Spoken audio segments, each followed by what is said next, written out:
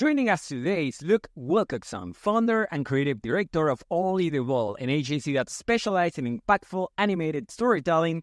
He is also the host of the DesignResources.ai podcast for creatives without the BS.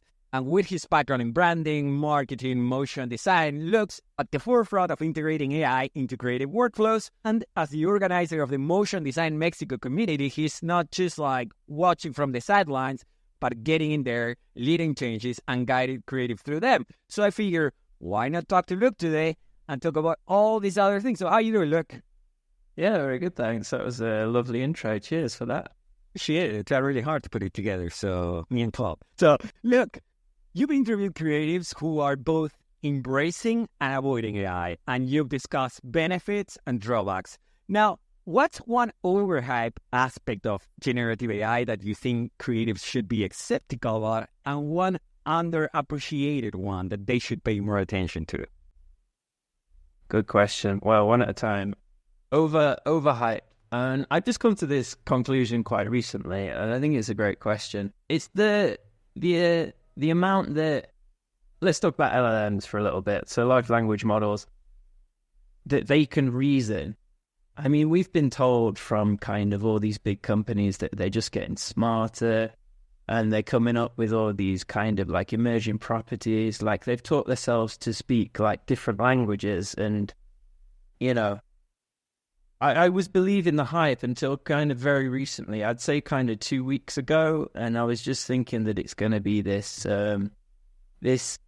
linear progression where they keep growing the size of the models and they get like better and better at reasoning, and you know, maybe in 5 years, like Elon says, and the CEO of NVIDIA says that we're going to be at AGI. But the reality is, and there was a great video that I saw by a guy called ByCloud. Have you heard of him? Oh, but if you have the link, please do share, and I'll put it on the description so folks can watch it as well. Yeah, he's like so he's a content creator in the AI space, but his background is in machine learning. So like he's quite like technical, and honestly, it's over my head. But like he makes it somewhat accessible, and he's put it out this point that you know, we saw these tests every day for large language models, how they're getting like 99%, 80% on all these human level tests. But the reality is, if that test data isn't within the training data, then they can't do it. So like, obviously the test data has been leaked and these companies want the results to be as good as possible. But if you do something simple, like you ask the same question, but you switch the data around in the question, say it's numbers, and you just switch them so they're opposite. If it was truly reasoning, it would be very simple for it to solve these problems. And kind of it's becoming more and more clear to me, and kind of, I don't know if the companies always knew this and never really revealed it, but they're actually, you know, terrible at reasoning, like really, really bad. It's just that they have this vast amount of data that has got all the data in the world. They're good at recalling it, like they can pull it out. So it is, I mean, we're very much at artificial intelligence, like it feels like it, but this reasoning isn't there. And the reason that that's important for creatives is kind of like, and I felt like this, is like this fear and the anxiety that it's going to start doing what we're great at, and that's coming up with ideas and, you know, solving problems for clients, but it can't even solve the most basic problems. And the hype, I believe, to answer your question, we thought it would get there, but it seems now, probably people that are more intelligent than me always knew this, but we will need like another piece of technology to get to this next AGI level. And before we go into the things that are undervalued, I really like what you said, right? Because I remember when I first reached out,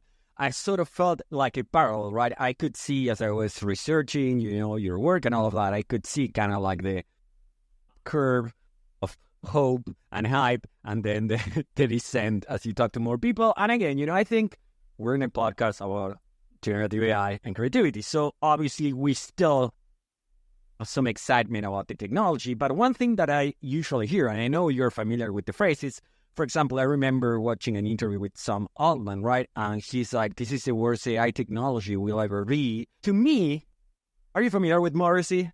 I'm assuming you are. Yeah, the artist, yeah. Yeah. He had this song called In the Future When All's Well.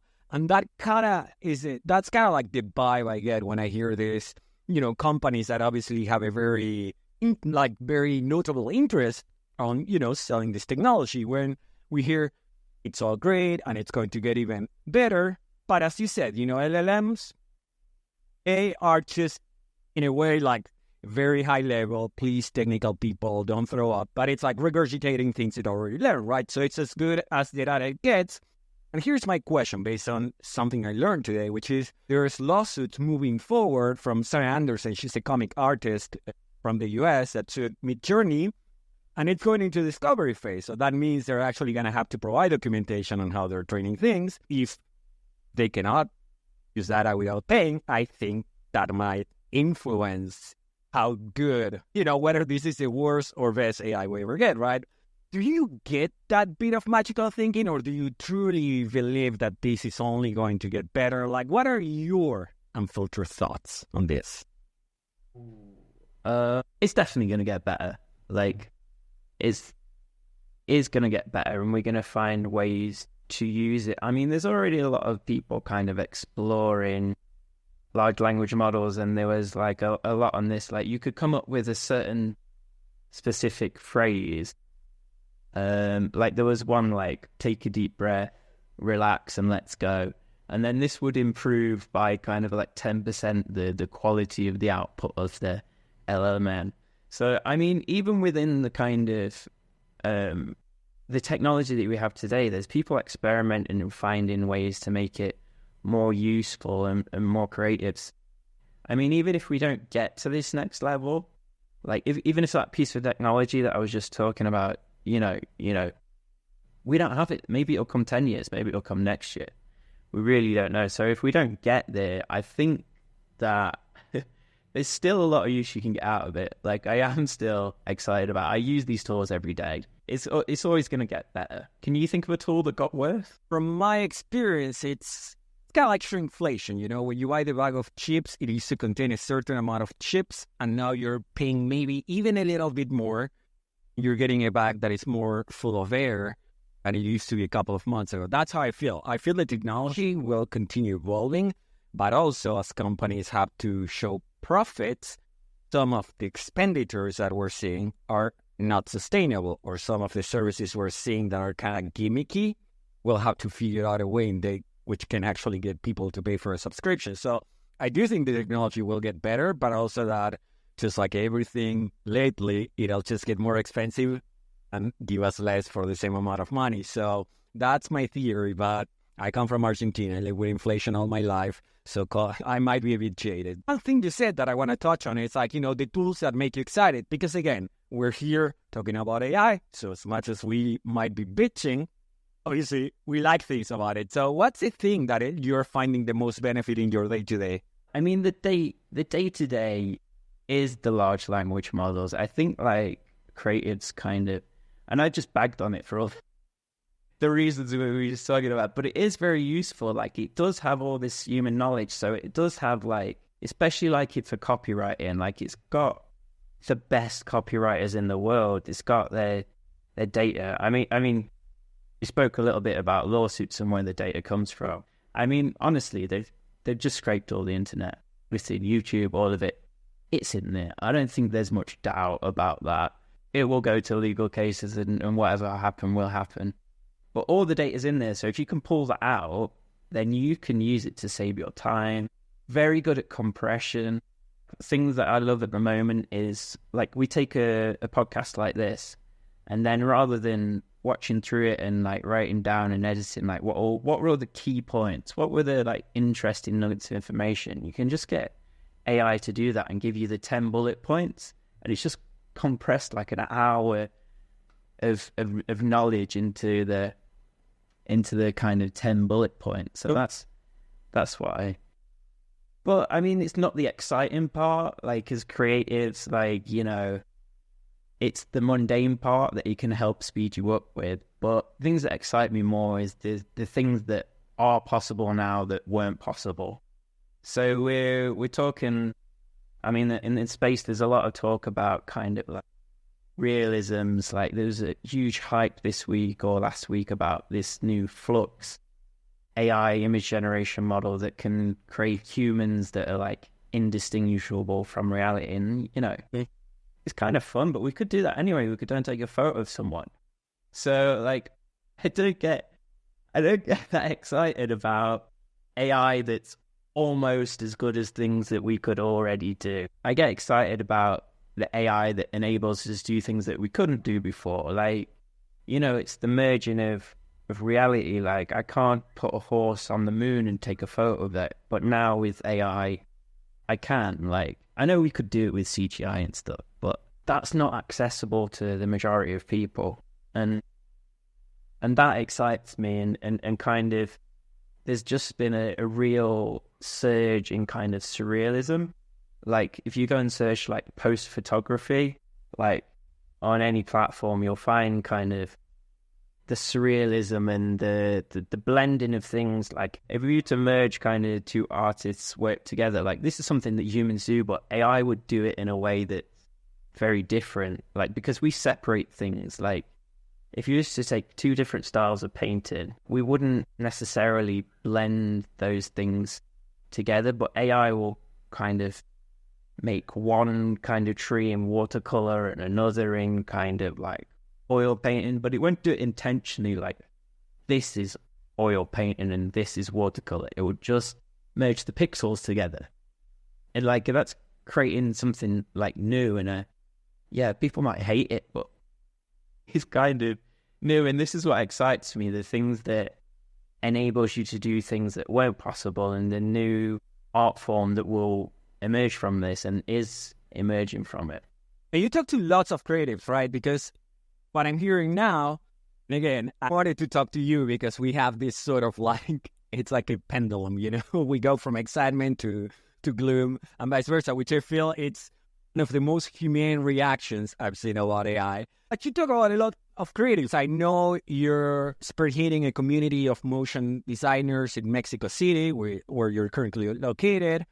Imagine that when you're talking to other creatives, and I'm especially interested because you can provide a view that goes beyond, you know, the US and England, which is usually where the guests are coming from. But what's the sentiment you're getting from interacting with this community? How do they see AI? It's interesting. I wouldn't say it's super positive. Like, I mean, I do organize like in-person events we try and do it every 6 weeks, and that's bring together a group of motion designers, and we have artists from the community talk about their work and stuff. And I did do a talk on AI. Like, I wanted to present kind of the tools and stuff to people, and did a survey of the room, and like, I was like, so, you know, where would you say you're pro, or you're anti, or you neutral in the middle? Like, and 90% are neutral in the middle, but obviously it's the people at either extremes that are kind of most vocal. So there is and that's especially true online as well as in person. There's the people that are very much against it. But I think the real thing is people are just like, they don't know, they're unsure about it. Obviously they can see the huge downsides, like the potential. They're not happy about the ethics of it, whether that be from kind of the data used or even the environmental impact. Like, that's something that I think creatives are maybe more aware of than the general population. I don't know. Do you feel, having this fear that generative AI particularly will devaluate creative skills? I think the majority no. I think I'm at the extreme. Like, I'm someone that looks forward and kind of connects the dots, and this is where my kind of like, one day I'm positive, one day I'm negative, like the roller coaster that you mentioned. I think generally the majority can see the hype, but having read kind of the like, I don't know if I fell for the hype, you know, or it will still happen, but the more you read about AI, the more people speak about the exponential curve, right? Well, So logically, it makes sense. So I don't know if I'm drinking the Kool-Aid and falling for the hype, or this is just like a reality that will happen. So we know the computer power accelerates, it doubles every 2 years. And we know that they use AI models to train AI models. So this kind of doubling effect, like it's doubling, but you're also using something that's twice as powerful to train something that's, got twice the technology to, the processing power. So, I mean, logically, we're on an exponential curve. And the start of an exponential curve is always very flat, even though it feels like it's going very fast. So I don't know if I've fallen for it. We should still be expecting this just to get faster and faster. LLMs are used a lot for generation, helping you build these creative aspects, but a lot of people, and that's where I have kind of like my problem with AI, it's like when you start relying on it for your creativity, right, as a replacement. You notice this difference where you see some people that maybe you can tell they're using the tool build their natural creativity versus these people that are just like scraping, remixing, and putting it out there, and you see the world unleashing the rocket emoji, their copy. I mean, copywriting, yeah, you do see things. I spend probably too much time on LinkedIn, but you do see people that write copy and you're like, you can feel it. But I don't see that much of it because I think it's very obvious. You don't need to be in the AI world and using all these tools to know that it's bad copy or there's something wrong that feels wrong about it. You can get great results out of it, but, the majority of... It's not great, so it doesn't get shared widely. And people can see it's not great, so they're not doing it much. But it's a great point about this. I think there is a danger of AI, like you can jump straight to... You've got a brief, say you've got a client brief, and you go straight to AI, and you just put it in there, and it'll give you some ideas. And they're probably shit, but you can keep going, and then you can be like, you can have a conversation, change it a little bit. I don't like that. Let's do that. And then, you could maybe have five attempts and you can get to, decent output. Like your role then becomes the curator. You can't go there and get a great idea from it. It's just not going to come out. Like it's going to give you the base average, like the mean thing. Then this is what we're trying to avoid as creatives. We're trying to get to that top 10% or whatever it is. So it's interesting. You can use these tools and you can get there through this conversation, but it's dangerous because you're also kind of outsourcing the thing that will become the most valuable thing about creatives. Like the most valuable thing is your ideas and your concepts. And if you creativity is like a muscle. So if you allow this to kind of atrophy, and you're the creator, but it's connecting the dots and helping you. Like, are you actually making yourself weaker at this? Like, could you do it without this tool in the future? Maybe that doesn't matter because I can't do maths without a calculator, but calculators exist. Like, I don't think AI is going away, but I don't know if it's enough for us creatives to aspire to just be curators of concepts that AI helped us establish. And I had a very good conversation with a guy called Dave Officer who came on the podcast, and he was like, I'm not going to outsource this because this is a thing that I enjoy. And this is a thing that is most important for creative. It's our creativity, it's the muscle, and you need to exercise it. And he had a great tip. And every morning he writes down 10 ideas. That's how he starts his day. When you're feeling most creative, he just goes and writes 10 ideas for content creation, and he's exercising that creative muscle. He's developing the thing that makes us unique and different. And the AI, can it do it? Can't it do it? It can kind of do it. It won't give you a result off the bat. I think it's really interesting. It's kind of this yin and this yang again. It can help you, but should we be doing it? Kind of dangerous. What's your take to keep your, how do you keep your creative muscle shape? I just Yeah, I mean, this is what I've done. Like, ever since I had that conversation, I was like, yeah, like, I know that as humans, I don't like to use the word lazy, but we are biologically programmed to expend the least amount of energy possible. Like, that's a fact. If you eat less, you'll just like, your body doesn't even move that much that day. It's in our DNA that we won't expend much more energy than we actually consume. So if you can find this AI tool and outsource your thinking and just be lazy and like, no, just like hit repeat 10 times and it'll be like, okay, those are the ones I want. And I think it will in the long run be detrimental. Kind of answer your question, like I adapted this thing. Like now every morning I'm doing the writing down 10 ideas and just exercising the muscle, because it's a slippery slope. If we default to our biological programming, I think we may just become part of the algorithm ourselves now. Yeah, exactly. I mean, if I run the transcript of this interview, let's say I finish this, I export, get a transcript, run it through ChatGPT and ask it to put with a title, I'm betting you money right now that the title would be Unleashing the Power of AI for Creatives with Luke Wilkerson. So you do get those outputs that are kind of like, it feels like I don't know, just sausages. Yeah, the second one would be like, conserving the human touch in creativity.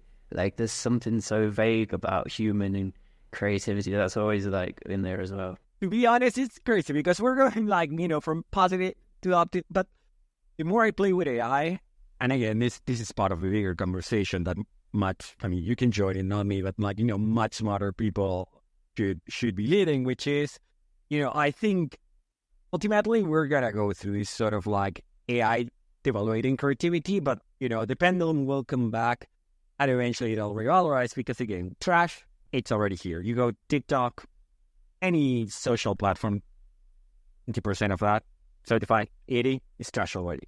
So in that sense, AI, it's only going to scale the production of trash, but I think we already have enough trash. But, the things that will differentiate, that will resonate with humans, I don't think you can train it on as many things as you want, but there are things, body language, the way we are wired, like you said, sure, AI can do it, but I'm a creative. I want to do it myself. F a machine. We're already seeing that people, when something has AI in the title, are having a reaction where they're kind of like pushing it back. So I do think ultimately they'll revalorize our job. Maybe we won't be here to see it, look, but I do think ultimately that's where it's going, and we will have this sort of like the difference, like AI content will be sort of like, getting McDonald's, and then you can go for organic, that will be more expensive. There will be less space, so this will take jobs. I'm not fooling myself. But now, look, let's say for these overwhelmed creatives that you talk to in Mexico or like online on the podcast, like if you had to start learning AI, thinking like the skills that will be the most important for a creative to have in 2025, 5 years from now, who knows? But let's focus in a little bit shorter term, like 2025. What do you see as the things that every creative that has been kind of like pushing down the road to learn about AI and kind of like slacking on it? What are the things they should focus on? I think there'll always be, there's always going to be space for this. People who are willing to be at like the frontier, the cutting edge, like the things that I spoke about, like the new things that it enables. Like if you can do things in a new way, like if you know the tools and you can combine this tool with that tool and create something like really cutting edge, there'll always be a market for that. Because again, if we come back to kind of the human traits, we love novelty. We love things that we haven't seen before. And if you or your company can be at this forefront, willing to stay up with it, like at the moment, kind of like it's comfy UI. They're things that people are doing, and that they're gaining more and more control over it, and it's getting more and more complex. So I think you have to be kind of a certain kind of personality to exist within that space. That top kind of 10%, that's always going to be there, no matter what. Like you said, like the organic versus the the junk food. If you want to future-proof yourself, I mean, to be in the space of innovation, creative innovation, taking all these tools and putting them together. But yeah, it's not for everyone. I've heard people say to me, if that's the way that, you know, it develops, then that's not what I want to do anymore. Like, I don't, because I think people that haven't learned the tools, they think it is a push-button exercise. Like, you know, you can see the output, but the output is not the process. It's becoming much more about the process and the story, who did it, how they did it, and, you know, and it wasn't AI. It was AI, but it was a human using AI, or like, you know. Humans use spell checker, Microsoft Office, Grammarly's, you know, spam filters. So in a way, AI has been in some shape or other in our life. But I do like what you say, you know, like it's not just the output, because again, if you rely on it, your output is going to be unleashing the power of AI for creative. So go to YouTube, put that phrase, and you're going to get 100,000 videos with the same dumb title. So I think people, will have a natural reaction that maybe someone making something that looks terrible, like makes no sense, will resonate more because people will be just aging for that anarchy. You know, we're creators and we're unpredictable, which is what gives me hope in a way, because you never know what's going to resonate with a human, and any of them will not know that because it's basically going to the resources, the materials it was trained, and just like doing mathematics to see what's the most possible outcome, right? So, which is unleashing the power of AI. Great. I'm like super tempted to use this title for the interview that I want. Look, where can people find more about the work you're doing with your podcast, with your agency? Cool. Yeah. So like with the podcast, and I also do a weekly newsletter. Like it's aimed at creatives, and it's basically, you know, the headlines and the latest tools from this week, and, you know, maybe a couple of tutorials. So I mean, the brand for that is called like designresources.ai. Like we can go to the website. If you search for that, you'll find the podcast on kind of YouTube, Spotify. All right. So links will be added here on the description, whether you're listening on Apple Podcasts, Spotify, or watching this in YouTube. Go to the description and you'll find the links to all things Luke, so you can find out more about his career. So look, this has been amazing. We cover, you know, misconceptions and realities of AI for creatives. We talk a little bit about some tools and how to differentiate, you know, and we had a very thoughtful conversation about what the future of creativity is looking like. So I appreciate you joining. And for you folks, first of all, if you want to learn more about Luke, everything's in the description. But I do appreciate you tuning in for Creativity and Robots one more week. I hope to see you again next week. Subscribe, like, leave a comment, the whole thing, if you feel like it. If not, well, just keep watching. It works. And have a good one. See you next week. Amo la creación en mi pantalla, bits y bytes en danza, todo brilla, cada código que escribo canta. Sabor a cumbia.